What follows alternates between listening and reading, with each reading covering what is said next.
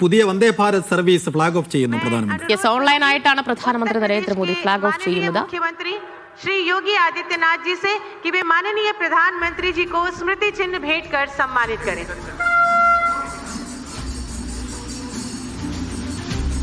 और वो स्वर्णिम घड़ी आ गई जबकि भारत के यशस्वी माननीय प्रधानमंत्री जी के द्वारा हरी झंडी दिखाकर बनारस से 4 नई वंदे भारत एक्सप्रेस बनारस खजुराहो, एर्नाकुलम बेंगलुरु, फिरोजपुर से दिल्ली और लखनऊ से सहारन वंदे भारत एक्सप्रेस ट्रेन सेवाओं का एक साथ शुभारंभ किया गया है. आइए जोरदार तालियों के माध्यम से इन सौभाग्यशाली क्षणों का स्वागत अभिनंदन करें. भारत माता की, भारत माता की. ട്രെയിൻ യാത്രക്കാർക്ക് സന്തോഷ നിമിഷം, പ്രത്യേകിച്ചും ബാംഗ്ലൂരിലേക്കുള്ള യാത്രക്കാർക്ക്, ബാംഗ്ലൂരിലെ മലയാളി സമാജത്തിനൊക്കെ വലിയ സന്തോഷമുള്ള. ബംഗളൂരു എറണാകുളം വന്ദേ ഭാരത് മാത്രമല്ല കേട്ടോ, മറ്റ് 4 വന്ദേ ഭാരത് സർവീസുകൾ കൂടി പ്രധാനമന്ത്രി ഫ്ലാഗ് ഓഫ് ചെയ്യുന്നുണ്ട്. ഈ ചടങ്ങ് പ്രധാനമന്ത്രി ഉള്ളത് ബനാറസ് റെയിൽവേ സ്റ്റേഷനിലാണ്. അപ്പോൾ എല്ലാവർക്കും കൂടി ഒരുമിച്ച് ഒരു ഒറ്റ പച്ചക്കൊടിയാണ് അല്ലേ? ഒരു പച്ചക്കൊടിയാണ്. എന്തായാലും അധികം വൈകാതെ തന്നെ ആദ്യ സർവീസ് ബംഗളൂരുവിലേക്ക് എറണാകുളം സൗത്ത് റെയിൽവേ സ്റ്റേഷനിൽ നിന്ന് ആരംഭിക്കുന്നതായിരിക്കും. അതിന് പിന്നീട് എങ്ങനെയാണ് ഇതിന്റെ ടൈം ഷെഡ്യൂൾ എന്നൊക്കെ പിന്നീട് നമുക്ക് അറിയാൻ കഴിയും. നിധിൻ സേവ്യർ ഉണ്ട് വിവരങ്ങൾ നൽകാനായി.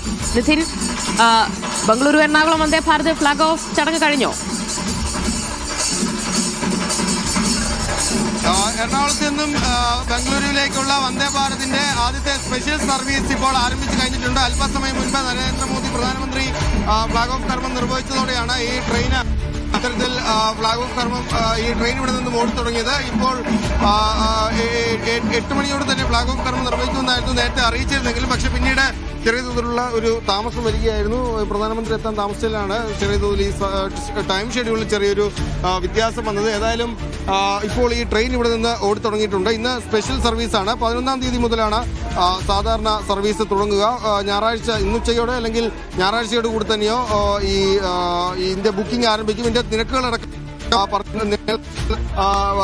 പറഞ്ഞിട്ടുണ്ട് റെയിൽവേ. 1500 രൂപയാണ് AC ചെയർകാറിന്, എക്സിക്യൂട്ടീവ് ചെയർകാറിന് 2400 രൂപയുമാണ്. 11 സ്റ്റേഷനുകളാവും ഇത്തരത്തിൽ വന്ദേ ഭാരതിന്. എറണാകുളത്ത് നിന്നും ബംഗളൂരുവിലേക്കുള്ള വന്ദേ ഭാരതിന് സ്റ്റോപ്പ് 11 സ്റ്റേഷനിലാണ് സ്റ്റോപ്പ് ഉള്ളത്. തൃശ്ശൂരും പാലക്കാടുമായിരിക്കും കേരളത്തിൽ സ്റ്റോപ്പുള്ളത്. പിന്നീട് ഈ ട്രെയിൻ കോയമ്പത്തൂരിലേക്ക് കിടക്കുക. ഏതായാലും നിലവിൽ റെയിൽവേ അറിയിച്ചിരിക്കുന്ന സമയക്രമം അനുസരിച്ച് രാവിലെ 5 മണിക്ക് ബംഗളൂരുവിൽ നിന്നും വന്ദേ ഭാരത് പുറപ്പെടും. ഉച്ചയ്ക്ക് 1:10 ഇവിടെ എത്തും. ഉച്ചയ്ക്ക് 2:20 കൂടി തന്നെ എറണാകുളത്ത് നിന്നും ബംഗളൂരുവിലേക്ക് പോയി വൈകിട്ട് രാത്രി 11 മണിയോടുകൂടി തന്നെ ബംഗളൂരുവിൽ എത്തുന്ന തരത്തിലാണ്. പ്രത്യേകിച്ച് 8 മണിക്കൂർ കൊണ്ട് ബംഗളൂരുവിൽ എത്താമെന്നത് യാത്രക്കാരെ സംബന്ധിച്ച്, പ്രത്യേകിച്ച് ബംഗളൂരിൽ മറ്റും താമസിച്ച് യാത്ര ചെയ്യുന്ന ആളുകളെ സംബന്ധിച്ച് വലിയ തോതിൽ സഹായകരമാകുമെന്നാണ് നമുക്ക് മനസ്സിലാവുന്നത്. ജിൽസി, ശരി നിതിൻ, നമുക്ക് നേരത്തെയുള്ള വന്ദേ ഭാരതിലുള്ളതുപോലെയുള്ള സൗകര്യങ്ങൾ തന്നെയല്ലേ പുതിയ ട്രെയിനിലും?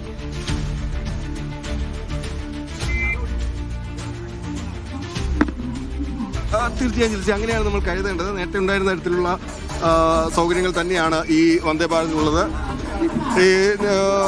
പുതിയതായി